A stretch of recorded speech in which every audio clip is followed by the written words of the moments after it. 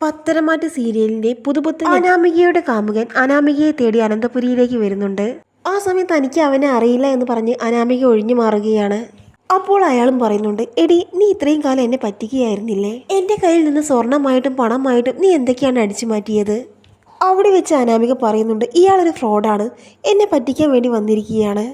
എന്നെ അനന്തപുരിയിൽ നിന്ന് പുറത്താക്കാൻ വേണ്ടി നന്ദു അവളുടെ ചേച്ചിമാരും വിട്ടതായിരിക്കും ഇയാളെ. അങ്ങനെയൊക്കെ പറഞ്ഞ് സെക്യൂരിറ്റിയെ കൊണ്ട് അയാളെ പുറത്താക്കുകയാണ് ചെയ്യുന്നത്. ഇവനെ എന്തായാലും കൂടെ നിർത്തണം, അല്ലെങ്കിൽ തനിക്കൊരു ജീവിതം ഉണ്ടാകില്ല. അനന്തപുരിയിലെ സ്വത്തും പണവും സ്വന്തമാക്കി എങ്ങനെയെങ്കിലും അനിയെ ഒഴിവാക്കണം, അതിനുശേഷം ഇവൻ്റെ കൂടെ തന്നെ പോകണം എന്നൊക്കെ ചിന്തിക്കുകയാണ് അനാമിക. എന്തായാലും അനിയുമായിട്ടുള്ള ജീവിതം മുന്നോട്ട് പോകുമെന്ന് തോന്നുന്നില്ല. അവൻ ആ നന്ദുവിനോട് തന്നെയാണ് സ്നേഹം. അങ്ങനെ അനാമിക കാമുകനായ സുഭാഷിനെ വിളിക്കുന്നുണ്ട്. എന്നിട്ട് അനാമിക അവനോട് പറയുന്നുണ്ട്, എനിക്കിപ്പോഴും നിന്നോട് തന്നെയാണ് സ്നേഹം. ഞാനിവിടെ അനിയുടെ ഭാര്യയായി വന്നത് അവൻ്റെ സ്വത്ത് കൈയടക്കാൻ വേണ്ടി മാത്രമാണ്. അതെല്ലാം കിട്ടിക്കഴിഞ്ഞാൽ നമുക്ക് എങ്ങോട്ടെങ്കിലും നാട് വിടാം, വിദേശത്ത് പോയി നമുക്ക് എന്തെങ്കിലും ബിസിനസ് ചെയ്ത് ജീവിക്കണം. അതുകൊണ്ട് നീ എല്ലാ കാര്യത്തിനും എൻ്റെ കൂടെ നിൽക്കണം. കുറച്ച് കാര്യങ്ങളൊക്കെ ചെയ്താലേ ഈ സ്വത്തുക്കൾ നമ്മുടെ കയ്യിൽ വരികയുള്ളൂ. അതുകൊണ്ട് അതിനെല്ലാം സപ്പോർട്ടായി നീ കൂടെ നിൽക്കണം എന്നൊക്കെ പറയുകയാണ് അനാമിക. അത് കേട്ട് അയാൾ പറയുന്നുണ്ട്, ശരി, നിനക്ക് എല്ലാ കാര്യത്തിനും ഞാൻ സപ്പോർട്ടായി നിൽക്കാം. അങ്ങനെ അവർ തമ്മിലുള്ള റിലേഷൻ ഒരു സൈഡിൽ കൂടെ നടന്നുകൊണ്ടേയിരിക്കുകയാണ്.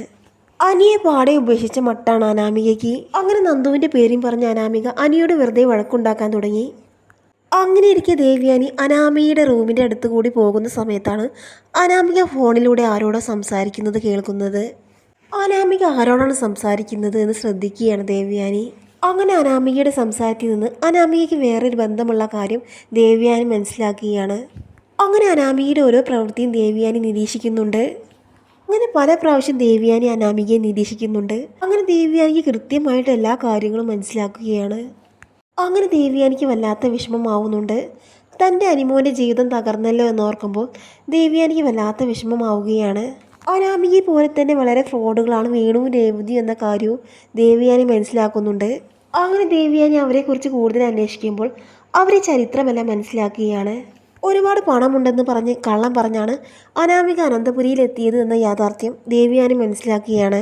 അങ്ങനെ അനാമികയെക്കുറിച്ചുള്ള സത്യങ്ങളെല്ലാം ദേവ്യാനിയുടെ മനസ്സിലേക്ക് വരികയാണ്. അങ്ങനെ ദേവ്യാനിയുടെ മനസ്സിലേക്ക് പല കാര്യങ്ങളും വരുന്നുണ്ട്. താൻ അനാമികയ്ക്ക് കൊടുത്ത 10 പവൻ്റെ സ്വർണ്ണാഭരണം അവളും അവളുടെ വീട്ടുകാരും തന്നെയായിരിക്കും മോഷ്ടിച്ചത്. എന്നിട്ട് ആ പാവ നയനിയുടെ വീട്ടുകാരുടെ തലയിലിട്ടു. അങ്ങനെ ഓരോ കാര്യങ്ങൾ ആലോചിക്കുമ്പോൾ ദേവ്യാനിക്ക് വല്ലാതെ വിഷമമാവുന്നുണ്ട്. അതുപോലെ തന്നെ അനാമികയുടെ അച്ഛൻ സമ്മാനമായി അനിക്ക് കാർ നൽകിയിരുന്നല്ലോ, അതും അനന്തപുരിയിൽ പിന്നീട് കണ്ടതേയില്ല. അതുകൊണ്ട് ഇതിലൊക്കെ എന്തൊക്കെയോ കാര്യമുണ്ട്. അതുമാത്രമല്ല, അന്ന് പാല് വിഷം കലർത്തിയത് ഇവൾ തന്നെയായിരിക്കും. ഇത്രയൊക്കെ കള്ളത്തരമുള്ള അനാമികയും കുടുംബവുമായിരിക്കും അതും ചെയ്തത്. അതുമാത്രമല്ല, അനാമിക അനിക്ക് ചേർന്ന പെണ്ണല്ല.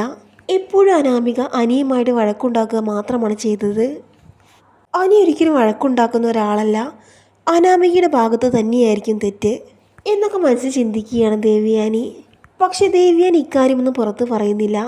അങ്ങനെ ദേവ്യാനി അനാമികയുടെ അടുത്ത് ചെന്ന് ചോദിക്കുന്നുണ്ട്, മോളെ അനാമികയെ, നിനക്ക് ഞാൻ 10 പവൻ്റെ സ്വർണം തന്നിരുന്നല്ലോ, അതൊക്കെ എവിടെയാണ്?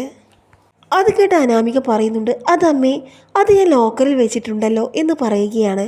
അങ്ങനെയാണെങ്കിൽ ലോക്കറിൽ നിന്ന് ആ സ്വർണം നീ എടുക്കണം, അത് പഴയ മോഡലല്ലേ, ഇപ്പോൾ പുതിയ ഡിസൈനുകളൊക്കെ വന്നിട്ടുണ്ട്, അതുകൊണ്ട് ആ സ്വർണം മാറ്റിയെടുക്കാം എന്നൊക്കെ പറയുകയാണ് ദേവ്യാനി. അത് കേട്ട് അനാമിക പറയുകയാണ്, അയ്യോ അമ്മേ, അത് ഞാൻ അച്ഛൻ്റെയും അമ്മയുടെയും കയ്യിൽ കൊടുത്തു വിട്ടല്ലോ. അപ്പോൾ ദേവ്യാനി പറയുന്നുണ്ട്, എന്നാൽ പിന്നെ അവരെ വിളിച്ച് ഇങ്ങോട്ട് ആ സ്വർണം കൊണ്ടുവരാൻ പറ, നമുക്ക് ആ സ്വർണം മാറി പുതിയ ഡിസൈൻസൊക്കെ വാങ്ങാം, ഇവിടുത്തെ ലോക്കറിൽ വെക്കുകയും ചെയ്യാം. ഈ വീട്ടിൽ ഇഷ്ടംപോലെ സ്വർണ്ണമുള്ള വീടാണ്, ഇവിടെ നിന്ന് ആ സ്വർണം ആരും മോഷ്ടിച്ച് കൊണ്ടുപോവില്ല എന്നൊക്കെ പറയുകയാണ് ദേവ്യാനി. അപ്പോഴേക്ക് അനാമിക പറയുന്നുണ്ട്, അങ്ങനെ ഒരിക്കലും പറയാൻ പറ്റില്ല വല്യമ്മേ, ആ നയനയും നവ്യയും ഒക്കെയുള്ള വീടാണ്, അവൾമാർ മോഷ്ടിക്കും. അനാമികയുടെ സംസാരം കേട്ട് ദേവ്യാനിക്ക് കാര്യങ്ങളെല്ലാം മനസ്സിലാകുന്നുണ്ട്. അനാമിക ആ സ്വർണം ആരും അറിയാതെ അവളുടെ വീട്ടുകാർക്ക് കൊടുത്തു. അങ്ങനെ ഇരിക്കുമ്പോഴാണ് നന്ദു അങ്ങോട്ട് വരുന്നത്. നന്ദു ആണെങ്കിൽ SI ട്രെയിനിങ്ങിന് പോകുന്നതിന് മുമ്പ് യാത്ര പറയാൻ വേണ്ടി അനന്തപുരിയിലേക്ക് വരികയാണ്.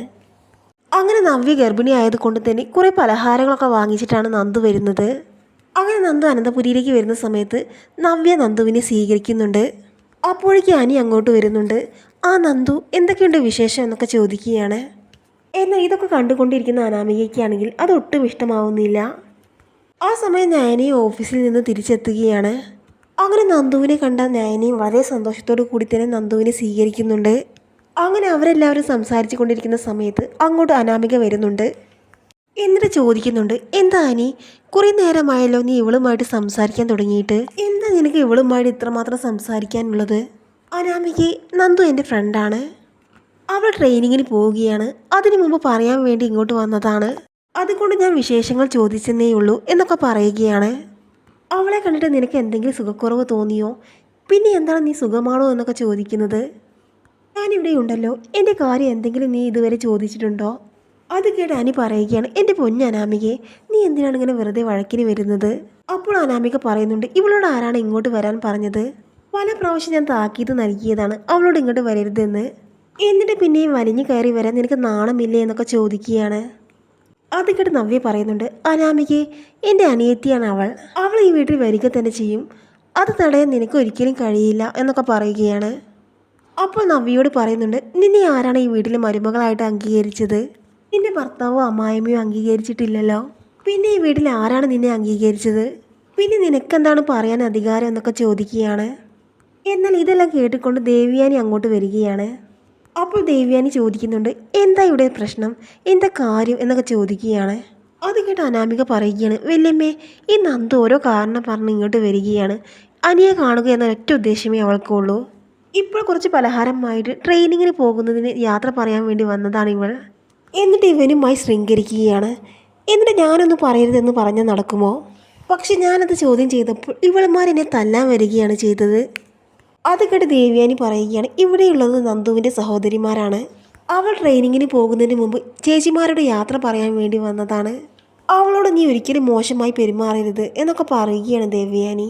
അത് കേട്ട് അനാമികയ്ക്കാണെങ്കിൽ വല്ലാതെ ദേഷ്യം വരുന്നുണ്ട്. അങ്ങനെ അനാമിക പറയുന്നുണ്ട്, വല്യമ്മ അവൾക്ക് സപ്പോർട്ട് ചെയ്യുകയാണോ? ഈ അനി അവളെ കണ്ട എല്ലാം മറക്കും, അവളോട് എപ്പോഴും സംസാരിക്കാൻ അവസരം നോക്കി നിൽക്കുകയാണ് എന്നൊക്കെ പറയുകയാണ് അനാമിക. അത് കേട്ട് ദേവ്യാനി പറയുന്നുണ്ട്, എൻ്റെ അനാമികയെ, അവർ തമ്മിൽ ഒരിക്കലും മോശമായ ബന്ധമൊന്നുമില്ല. അങ്ങനെ ഉണ്ടെങ്കിൽ ഒരിക്കലും അവർ നേരിട്ട് കണ്ട് സംസാരിക്കുകയില്ലല്ലോ. അവർക്ക് കാണാതെ തന്നെ സംസാരിച്ചുകൂടെ? അങ്ങനെയൊന്നും അവർ ചെയ്യുന്നില്ലല്ലോ. അനി ഒരിക്കലും അങ്ങനെ ഒരാളല്ല. പിന്നെ എന്തിനാണ് നീ വഴക്കുണ്ടാക്കുന്നത്? അപ്പോൾ ഉടനെ തന്നെ അനാമിക പറയുന്നുണ്ട്, വല്യമ്മ ഇപ്പോൾ അവൾക്ക് സപ്പോർട്ടാണ്. അല്ലെങ്കിൽ വല്യമ്മയ്ക്ക് എന്താ? എൻ്റെ അനിയുടെ ജീവിതമാണ് തകരുന്നത്, ഞങ്ങളുടെ സന്തോഷമല്ലേ നഷ്ടപ്പെടുന്നത്. വല്യമ്മയുടെ മകൻ ആദർശം ഞാനെയും എന്തൊരു സന്തോഷമായിട്ടാണ് ജീവിക്കുന്നത്. അതുകൊണ്ട് വല്യമ്മയ്ക്ക് ഒരു കുഴപ്പവും ഉണ്ടാവില്ല. അതുകൊണ്ടായിരിക്കും ഇങ്ങനെയൊക്കെ പറയുന്നത് എന്നൊക്കെ അനാമിക പറയുന്നുണ്ട്. ദേവ്യാനിക്കാണെങ്കിൽ അനാമിക പറയുന്നത് കേട്ട് വല്ലാതെ ദേഷ്യം വരുന്നുണ്ട്. അനാമിക, നീ എപ്പോഴും അനിയോട് ഇങ്ങനെ വഴക്കുണ്ടാക്കിയാൽ പിന്നെ നന്ദുവുമായിട്ട് ജീവിക്കുന്നതായിരിക്കും എനിക്ക് നല്ലത്. അത് കേട്ട് അനാമികയ്ക്കാണെങ്കിൽ ദേഷ്യം വരുന്നുണ്ട്. അനാമിക പറയുന്നുണ്ട്, നിങ്ങൾ എന്താണ് പറഞ്ഞത്? അനി നന്ദുവിനെ വിവാഹം കഴിക്കുമെന്നോ? അപ്പോൾ നിങ്ങളുടെ മനസ്സിലിരിപ്പ് ഇതാണല്ലേ എന്നൊക്കെ അനാമിക പറയുമ്പോൾ ദേവ്യാനി പറയുകയാണ്, ഞാൻ അങ്ങനെ പറഞ്ഞതല്ല. നീ ഏതു നേരവും അനിയുമായിട്ട് വഴക്കുണ്ടാക്കുകയാണെങ്കിൽ നന്ദുവിനെ വിവാഹം കഴിക്കുന്നത് തന്നെയാണ് അനിക്ക് നല്ലത്. അങ്ങനെ ദേവ്യാനി അനിയോട് പറയുന്നുണ്ട്, അനി, ഈ അനാമികയുടെ സ്വഭാവം ഇത് തന്നെയാണെങ്കിൽ നീ നന്ദുവിനെ വിവാഹം കഴിക്കണം. എന്നാൽ ദേവ്യാനിയുടെ വാക്കുകൾ ഒട്ടും സഹിക്കാനാക്കാതെ ആകെ ദേഷ്യത്തോടെ പോവുകയാണ് അനാമിക. അങ്ങനെ അനാമിക ജാനകിയോട് ചെന്ന് കാര്യങ്ങളൊക്കെ പറയുന്നുണ്ട്. അനിയെ നന്ദുവിനെ കൊണ്ട് വിവാഹം കഴിക്കണം, അത് മാത്രമാണ് വല്യമ്മയുടെ മനസ്സിലിരിപ്പ്. അത് കേട്ട് ജാനകി പറയുന്നുണ്ട്, മോളെ, നീ അതൊന്നും കാര്യമാക്കേണ്ട മോളെ. അവരുടെ മോൻ്റെ ജീവിതം സുരക്ഷിതമായത് കൊണ്ടാണ് അവരിങ്ങനെയൊക്കെ പറയുന്നത്. ഒരിക്കലും നന്ദുവിനെ അനിയുടെ ഭാര്യയായിട്ട് ഞാൻ ഇങ്ങോട്ട് സ്വീകരിക്കില്ല. അങ്ങനെ അനാമികയും പറയുന്നുണ്ട്, അങ്ങനെ എന്നെ ഒഴിവാക്കിയിട്ട് ആ അനിയും നന്ദുവും സുഖമായിട്ട് ഇവിടെ ജീവിക്കാമെന്ന് കരുതേണ്ട. അങ്ങനെ അവരെ സുഖമായിട്ട് ജീവിക്കാൻ ഞാൻ സമ്മതിക്കില്ല എന്നൊക്കെ പറയുകയാണ്. ദേഷ്യം സഹിക്കാനാകാത്ത ജാനകി ദേവ്യാനിയോട് ദേഷ്യപ്പെടുന്നുണ്ട്. അങ്ങനെ ദേവ്യാനി കാര്യങ്ങളെല്ലാം ജാനകിയോട് പറയുകയാണ്. അനാമികയുടെ യഥാർത്ഥ സ്വഭാവം തെളിവ് സഹിതം തന്നെ ദേവ്യാനി ജാനകിയോട് പറഞ്ഞു കൊടുക്കുന്നുണ്ട്. എൻ്റെ മോൻ്റെ ജീവിതം താൻ തന്നെ തകർത്തല്ലോ എന്ന് ഓർക്കുമ്പോൾ ജാനകിക്ക് വല്ലാത്ത വിഷമമാവുന്നുണ്ട്.